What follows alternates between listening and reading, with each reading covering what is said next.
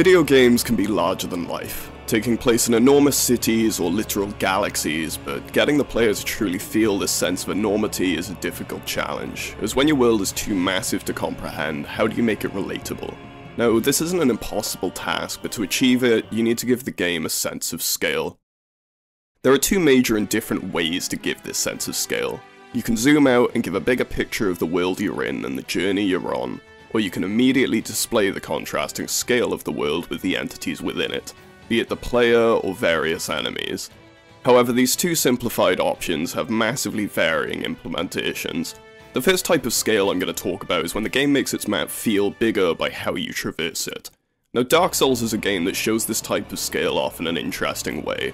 The map itself and the world the game takes place in is pretty big, emphasized by the parts of the game that immerse you in the magnitude of the journey you're on. There's no wingsuit to get you from point A to point B, and most of the time you don't exactly see how to get to point B, but through the hard-fought gameplay and exploration, you'll come out of the other side of the area you could only just see over to see a full picture of the journey you're on. Now, this progression and discovery pushes home the point that you're on an adventure much larger than yourself, and the feeling of discovery when you finally manage to connect point A and point B in your head is absolutely immense. Now, Elden Ring almost perfects this with its strange map layout. Although the game is a truly open world, with the player able to go anywhere at any time, well, technically anyway, it's great at hiding itself from you, only to get a bigger picture at select moments. Only when you progress does the scale of the game really show itself off.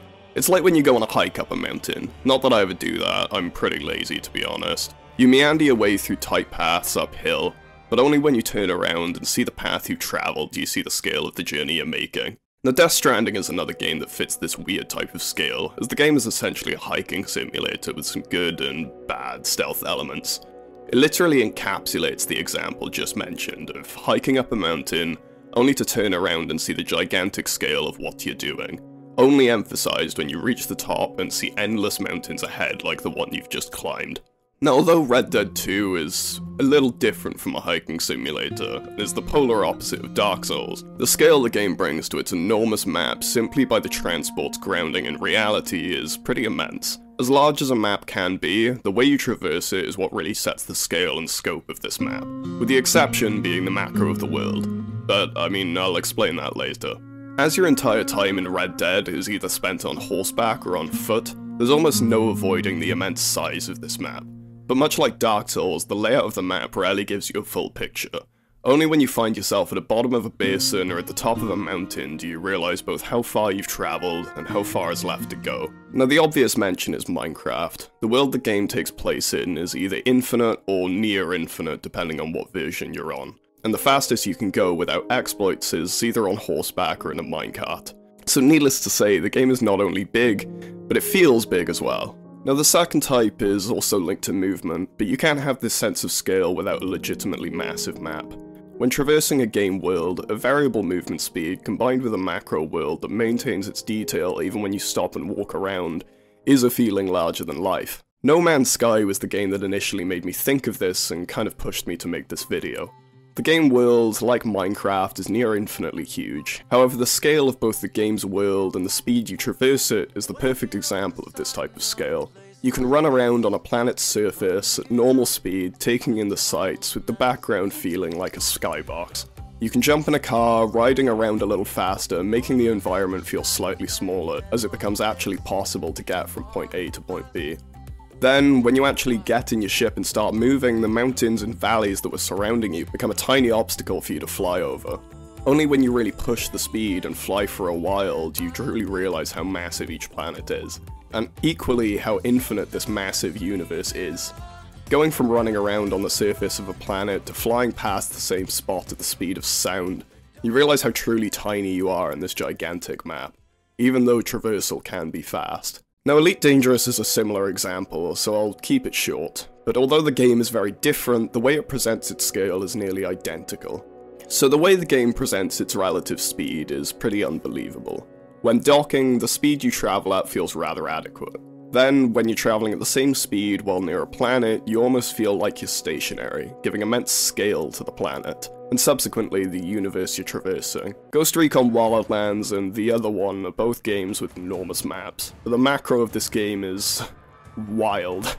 You can fly around the map in a fast helicopter, watching the mountains go by, then when you inevitably need to land or get shot down, the scale and macro of the map really reveal itself to you, as you keep descending until suddenly that grey mass on the floor turns into a city that you can walk around in and experience, with even most of the buildings being places you can actually enter.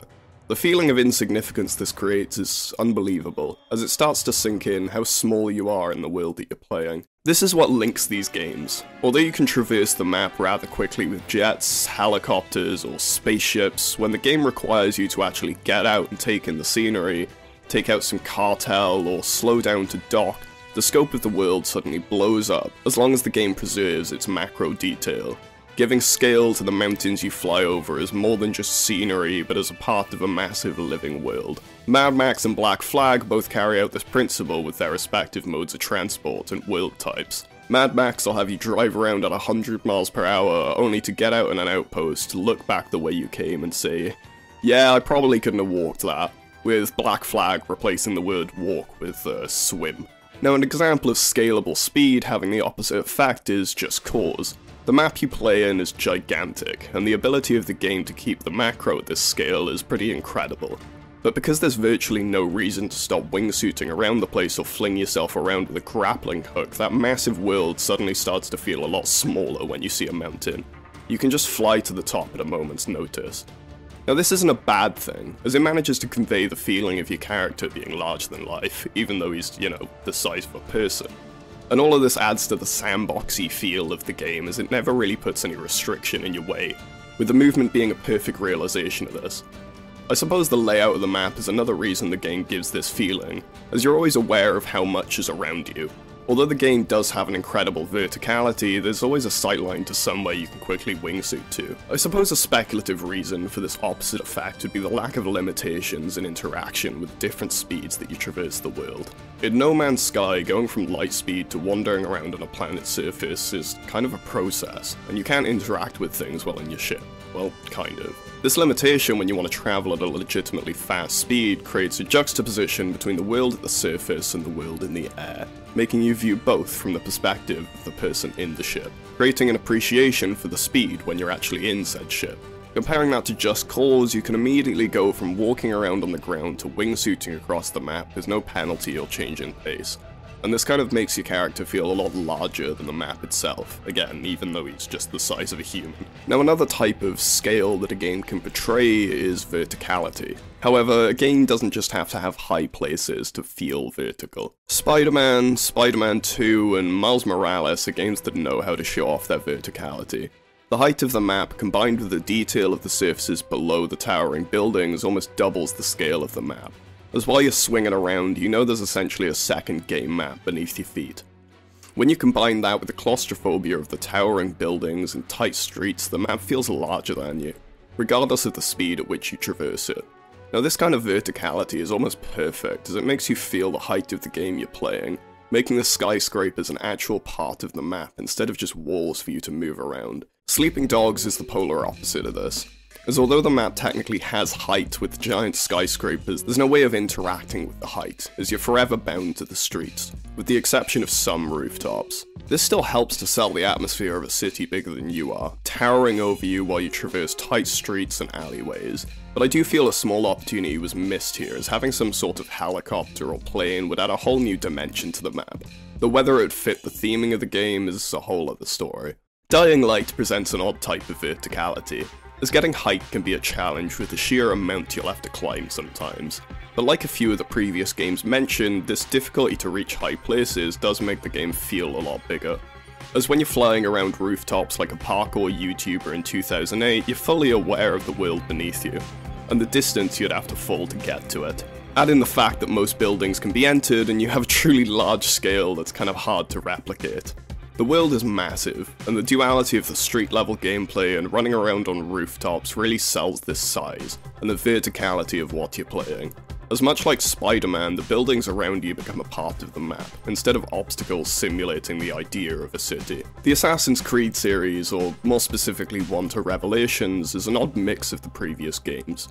in regards to its verticality anyway. As although it's definitely a present feature of the games, the lack of difficulty in climbing large buildings, combined with the cardboard box-style buildings that you can neither enter or interact with, make the game's height feel more like a set piece as opposed to an actual contribution to a living world. The scale is definitely here though, hence why I'm mentioning it. As similar to Dying Light and Spider-Man, you still get that feeling that there's a bit more than one literal layer to the game, with the streets being a bustling, claustrophobic environment and the roofs being open to view the city you're in.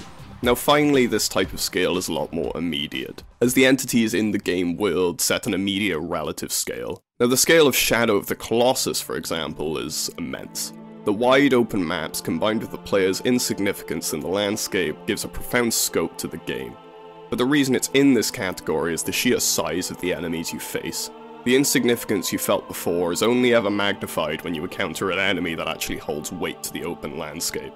This dynamic comparison in the scale of the world is something that's really hard to replicate, and fully presents the feeling of a world that's larger than life, or at least larger than you are, as you crawl around the bottom of it like an ant. This variable scale of the game is only ever emphasized when you encounter an environment that actually seems designed for the player, such as the temple, I don't know. Going from an environment that's clearly designed for your relative size to an environment that very clearly isn't, is an unbelievable shift that emphasizes the massive size of the world that you are playing in. Now the other way of doing this is by presenting the player with both perspectives. Two great examples of this are EDF and, weirdly, King Kong, the official game of the movie. What a terrible name for a game. Now these games take place on both sides of this spectrum.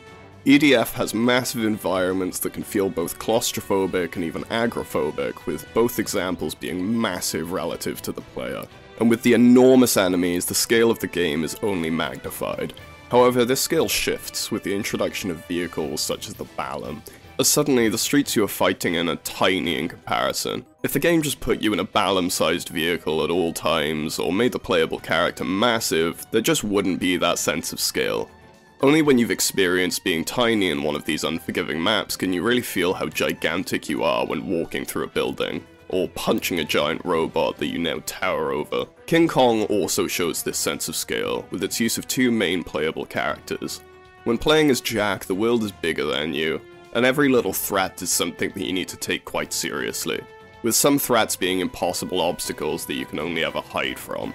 This creates an amazing juxtaposition when you reach the missions where you play as King Kong himself, with the game even going as far as to place you in maps that you already played through as Jack. Gone is that larger-than-life feel as the world suddenly becomes a lot smaller, with previous obstacles being things that you can break in one hit or literally jump over.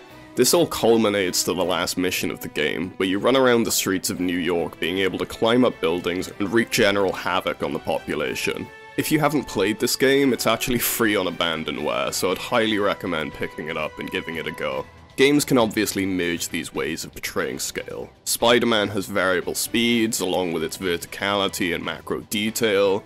Just Cause has verticality along with its speed, and again macro detail. Actually, most of these games utilize verticality. Mixing these effects though can have varying results, but it usually works out for the better with the scale being that much more emphasized. So looking at the opposite, claustrophobia is kind of another utilization of scale, but one that is almost the polar opposite of the previous examples. Instead of using the techniques mentioned to make the world feel massive, they make the game close in around you with the use of tight corridors and aspect ratios. I'm only going to give one example for this, as claustrophobia is a feeling used by nearly every horror game, but Amnesia: The Dark Descent does this very well. The corridors, coupled with the high ceilings, make the wall feel even tighter, further pushing the claustrophobic feeling. But the icing on this cake is the pacing and contrast, with the player's path leading to large rooms ranging from well-lit and comforting to dark and agoraphobic. This makes the feeling of returning to the game's dark corridors all that more uncomfortable. Now, utilizing a true sense of scale in a video game is a hard task, especially when you consider the amount of ways that you can do it. One main concept, though, is the ability to see a bigger picture of a game while maintaining the ability to zoom in and enjoy the map on the ground level. A key example being No Man's Sky, with the player's ability to build a base on a planet, only to fly out and see how tiny they really are. The other main concept is the realization of the player's size in a game world. with the most emphasized examples being those that change the scale of the player, and subsequently the scale of the world they're in. As mentioned earlier, it's much easier to understand the size of a world you're in when you're huge, if you've previously wandered around at a recognizable scale. It doesn't just take a big map though for a game to feel big. If the size of the world you're playing in isn't brought to attention or the bigger picture isn't fully realized, then wandering around these massive worlds can feel almost alien, as failure to see the bigger picture in these cases makes the world feel significantly more video gamey. Now it's important to note that this effect isn't just exclusive to open world games, as a game world isn't just the literal terrain you cross, but the world you're sucked into while playing. Mentioning Dark Souls again, the first 3, although semi-open-ended, are still quite linear. Though even with this linearity, the constant reminders of the bigger picture and the journey you've taken thus far massively helps to give a grander scope to everything you've done. Now, as I say at the end of pretty much all of my videos, if you haven't played any of the games mentioned, then I highly recommend you do. I mean, some of them are even available on Abandonware, so they're quite literally free.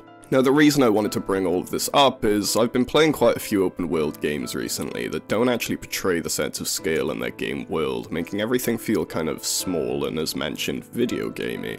But then you'll have these games that aren't even open world, but they still manage to portray a massive sense of scale and a massive magnitude to the game world you're in. But at the same time, this is kind of going nowhere, so I'm probably just going to end the video here. Have a good one. Bye.